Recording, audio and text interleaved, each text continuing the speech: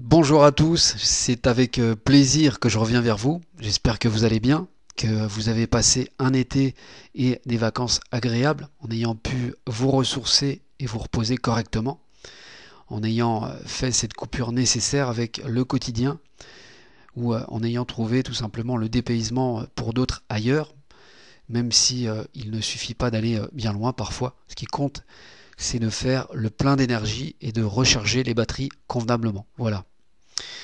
Car le plus dur reste ensuite de se replonger dans son train-train habituel, surtout avec les remous médiatiques actuels, qu'on n'a pas vraiment envie d'entendre puisque ce n'est pas très réjouissant du tout.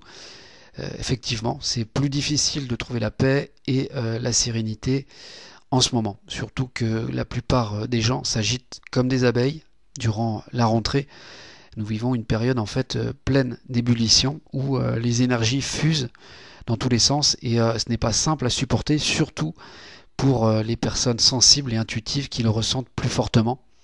Donc elles doivent se protéger davantage et éviter les foules ou les rassemblements où foisonne un tas d'énergies variées qui ont tendance à les déstabiliser plus facilement, en sachant qu'on est désormais dans la saison chinoise de l'automne, ce qui favorisera la tristesse, le blues et la mélancolie plus facilement pour certains.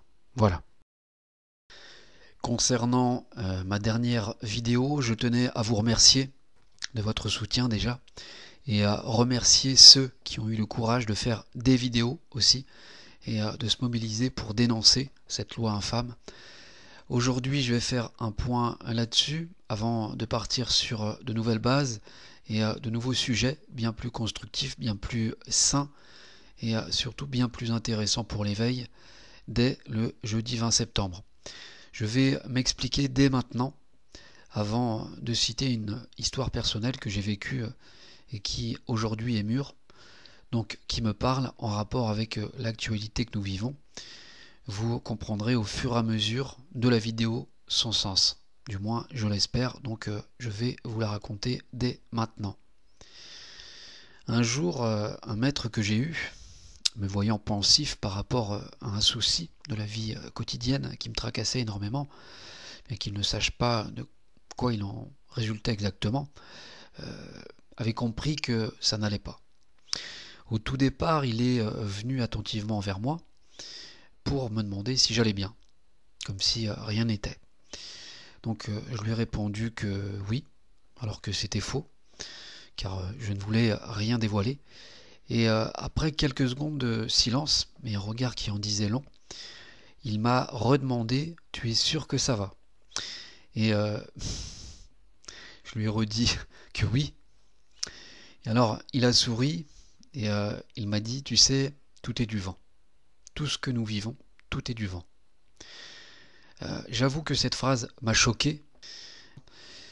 Sur le moment et l'instant, j'ai été consterné. Je me suis dit comment il peut dire cela sans savoir ma peine, ma souffrance et ce que je ressentais vraiment au plus profond de moi, intérieurement.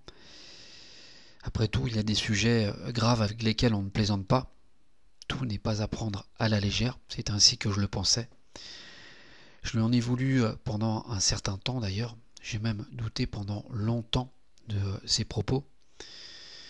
Il m'a fallu des années pour que je commence à comprendre la véritable signification. Et aujourd'hui, plus j'avance et plus je me rends compte qu'il avait parfaitement raison dans ses propos. Et je le remercie énormément car cette phrase qu'il m'a inculquée est désormais gravée en moi, dans ma vie, et trouve tout son sens dans certains événements de la vie de tous les jours. Elle me ramène à des réalités de la vie parfois, de plus en plus d'ailleurs, en plus de penser à lui à chaque fois. Comme quoi il y a des vérités que l'on n'accepte pas toujours sur le moment, mais qui par le temps finissent par être vertueuses et reconnaissantes. La vidéo que nous allons aborder aujourd'hui a quelque part une résonance avec cette histoire. Chacun fera le rapprochement comme bon lui semble. Alors, pour revenir à cette dernière vidéo que j'ai faite spontanément concernant la loi Chiappa, trop rapidement peut-être d'ailleurs, car je n'avais qu'une après-midi pour la faire, même si j'ai eu des critiques assez cyniques, je vous en parlerai tout à l'heure, je ne la regrette pas du tout. J'assume complètement. Même si aujourd'hui je l'aurais sûrement formulé légèrement différemment, à quelque chose près, dans les mots, en prenant aussi plus de recul, enfin voilà. J'apprends comme tout le monde, c'est une leçon supplémentaire à mon expérience de vie que je considère comme très bénéfique et qui m'a permis de voir où je mettais vraiment les pieds et surtout de comprendre beaucoup de choses à la fois en très peu de temps. Notamment avec 2 critiques venant de personnes se disant personnalité influente du net et éveilleurs de conscience. Je suis vraiment désolé, je ne suis qu'un petit joueur comparé à eux, surtout au nombre de vues, donc je m'incline. Mais quelque part cela me satisfait et m'arrange vraiment, car je reste moi-même avec ma conscience propre, sans masque, et surtout je préfère de loin la qualité à la quantité.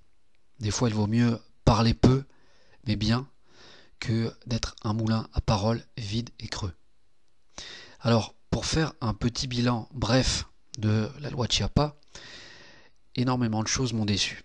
À croire que ce pays est dans un sommeil chronique.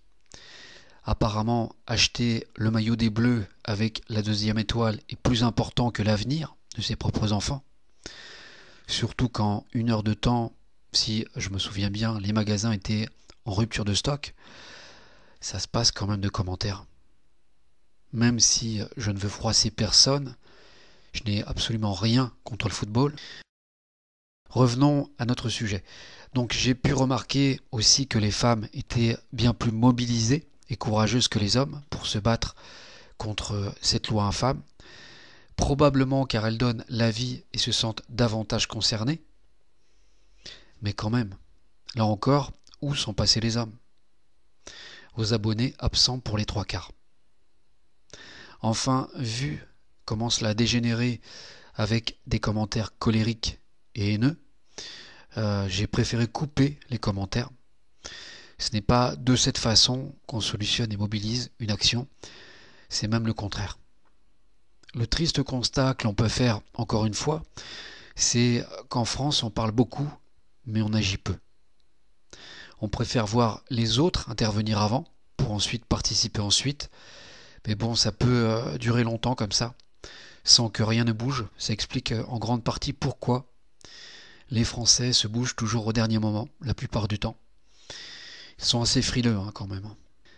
Enfin, ce que je retiens, c'est que toute vérité n'est pas bonne à dire, et malgré la curiosité, beaucoup ne veulent pas voir la réalité en face.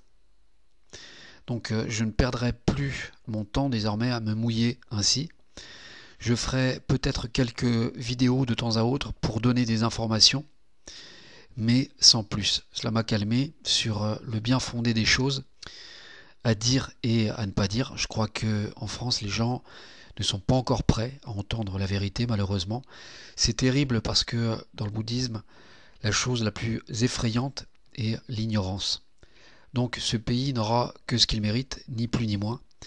Et vraiment, je suis inquiet pour lui, au vu de la tournure des événements qui se succèdent et s'enchaînent dans une indifférence totale. Donc il ne faudra pas s'étonner des conséquences. Cela m'attriste de dire ça, mais c'est la réalité. Le destin va nous rappeler à un moment donné que faire l'autruche se paye, d'une manière ou d'une autre, c'est évident. Une autre chose m'a attristé aussi, c'est une autre réalité qui est de plus en plus visible, qui a pris beaucoup d'ampleur ces derniers mois. Je m'en suis rendu compte en prenant ce recul nécessaire durant 3 mois, c'est le nombre de lanceurs d'alerte sur la toile aujourd'hui. Ce phénomène est tout à fait normal, puisque dans l'astrologie chinoise, c'est l'alliance du signe de l'année avec le dragon qui permet un ressenti plus fort et plus important se manifestant chez une majorité de personnes. Logiquement, cela se calmera dès le nouvel an chinois de manière assez significative. Bien qu'une minorité l'utilise très bien, il faut le souligner, malheureusement une majorité l'utilise très mal. Pour le peu de choses que j'ai pu entendre et voir, cela n'a ni queue ni tête pour les 3/4.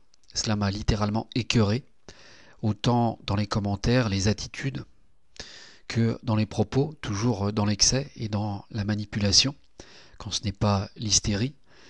Le pire dans tout cela, c'est que beaucoup essaient de se tirer la couverture, alors que ce n'est sûrement pas le moment ni l'heure. Beaucoup de choses ne collent pas avec la réalité de ce monde d'aujourd'hui et sont contradictoires pour n'importe quelle personne ayant un peu de bon sens. En fait, tout se passe devant nos yeux. Et ce qui est regrettable, c'est que certains évoluent en vase clos, dans leur propre petit monde de pensée, en ayant bien pris soin de fermer à double tour la porte, car pour eux, l'avis des autres n'existe pas. Ils ont tous tort automatiquement. Alors, je ne vais citer aucun nom, ni aucune source, mais comment expliquer que certains soi-disant éveilleurs de conscience, se vantant de faire le buzz par des dizaines de milliers de vues chaque jour, sont sans cesse en compétition et dans la critique envers les autres, dans des périodes de l'histoire aussi chaotiques que maintenant. En essayant de s'évincer dès qu'ils le peuvent, comment cela se fait-il? Quand d'autres se mobilisent et qu'en plus on leur tire dessus à boulet rouge gratuitement. Ça dépasse l'entendement. C'est littéralement une cour de récréation d'enfants maternels, tellement la maturité fait cruellement défaut. En gros, d'une certaine manière, cela nous explique que certains ont lâché le navire depuis bien longtemps et l'ego a pris les rênes. Ils ne nous seront d'aucune aide dans les futurs moments durs. Ils nous tirent plus vers le bas que vers le haut avec des promesses virtuelles. Il n'y a que nos audimates qui comptent pour eux. Rien d'autre. En ouvrant davantage les yeux, on se rend compte que le net est une source de pollution bien plus conséquente et toxique que les médias, les journaux et les infos. Le vrai cheval de Troie est ici pour nous diviser. Donc le mieux reste de penser par soi-même avec sa propre conscience et sa logique. D'ailleurs, je me rends compte que ceux qui ont des choses très intéressantes à dire ne sont sûrement pas au top des audiences. Il faut aller les chercher, vous aurez vraiment de belles surprises. Encore une fois, sans mélanger tout le monde dans le même panier, certains soi-disant éveilleurs de conscience réputés ne le sont pas plus que vous et moi. Ils se contentent juste de passer des heures folles à surfer sur le net pour récupérer les informations qu'ils manipulent ensuite afin de les mettre à leur sauce et s'en vanter après, c'est tout. Beaucoup reprennent des formes et détruisent le travail sérieux d'une minorité très respectable que l'on salit gratuitement, sans gêne et sans aucun remords, et qui bien souvent n'ont aucune reconnaissance et qu'on met volontairement dans l'anonymat pour ne pas éveiller les consciences. D'autres se vantent d'écrire livre sur livre, mais n'importe qui aujourd'hui peut vendre et éditer son propre livre via Edilivre, je crois, pour ensuite le mettre sur Amazon. Ce n'est pas pour autant qu'il sera lu et reconnu. C'est bien de jouer avec les mots et avoir le verbe haut, mais faut-il encore rester les pieds sur terre afin d'éviter de prendre les autres pour des imbéciles? Certains le font avec mépris, en essayant de le cacher maladroitement, mais ça ne trompe pas, pour les plus avertis, qui ont déjà compris la supercherie. Vous avez là de sacrés comédiens qui n'hésitent pas à surjouer ou à moduler leur registre dès qu'ils ont le besoin ou l'opportunité. C'est connu, hein, plus c'est gros et plus ça marche. C'est en fait une surenchère permanente où ils se payent la tête de la plus grande majorité des gens continuellement. On est constamment dans la tromperie par ce jeu d'apparence. Chaque rôle est constamment inversé. Personnellement, j'hallucine quand je vois le nombre d'abonnés de certains. Je me pose beaucoup de questions car les statistiques aujourd'hui ne veulent plus rien dire. Elles sont faussées la plupart du temps sur tous les tableaux. Enfin, le bouquet final, quand certains osent vous donner des leçons de savoir, mais il n'en est rien, ils sont tout simplement dans le système de la matrice, enracinés jusqu'au cou comme de fervents adeptes du capitalisme qu'ils n'ont jamais quitté et qu'ils ne quitteront jamais, et qu'ils critiquent contre leur gré, puisque inconsciemment celui-ci les dessert si bien, avec cette réussite du buzz. En fait, la boule à facettes brille de mille feux. Ils n'ont aucun remords le matin en se levant devant la glace. Il va de soi qu'un bon nombre nous mènent en bateau. Certains vendraient leur père et leur mère. Ils se payent nos têtes et jouent 2 tableaux à la fois. Vous vous en apercevrez avec le temps.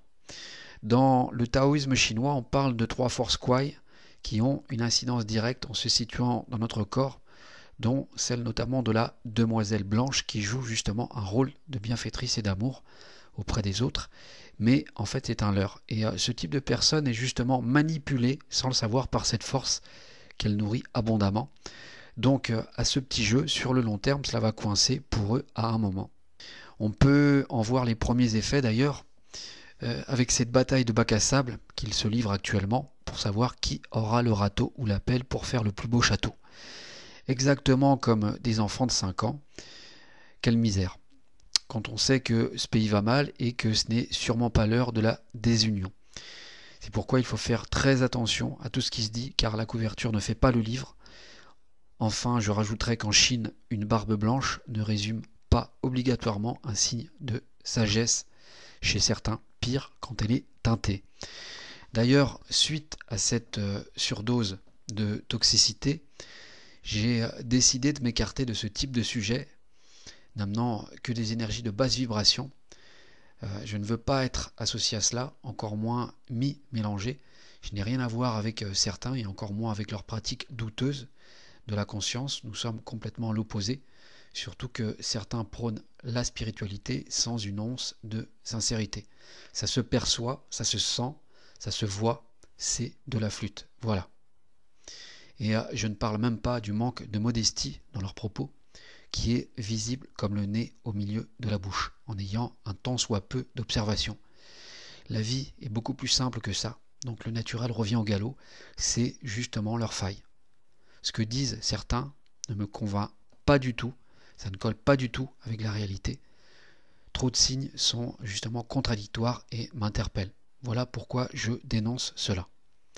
Donc à partir de maintenant, j'ai décidé de partir sur des vidéos avec des sujets nettement plus légers. Nous allons en avoir besoin, surtout avec les temps qui arrivent, et je pense que cela va faire du bien à tout le monde. Nous aborderons plus un travail d'éveil constructif et de relaxation. Cela vous apportera bien plus, du moins pour ceux qui ont envie de se protéger, de se préserver et de se ressourcer de ces futures périodes moins évidentes à venir. Alors je suis conscient que j'aurai peut-être nettement moins de monde intéressé, puisque cela est avant tout un travail personnel sur soi réalisé, mais cela ne me dérange pas du tout. Comme il est dit, la qualité prévaut sur la quantité. Et si cela peut servir à aider une minorité d'entre vous, j'en serai très content. Donc nous aborderons un tas de sujets, autant en théorie qu'en pratique. Et dès le jeudi 4 octobre, nous partirons très loin. Je ne vous en dis pas plus, mais ça va être très intéressant. Donc patience. Sur ce, je vous donne rendez-vous jeudi prochain où nous parlerons de protection et plus particulièrement de lithothérapie, c'est-à-dire de pierres semi-précieuses, de cristaux et de minéraux avec l'utilisation de l'œil de tigre. À très bientôt.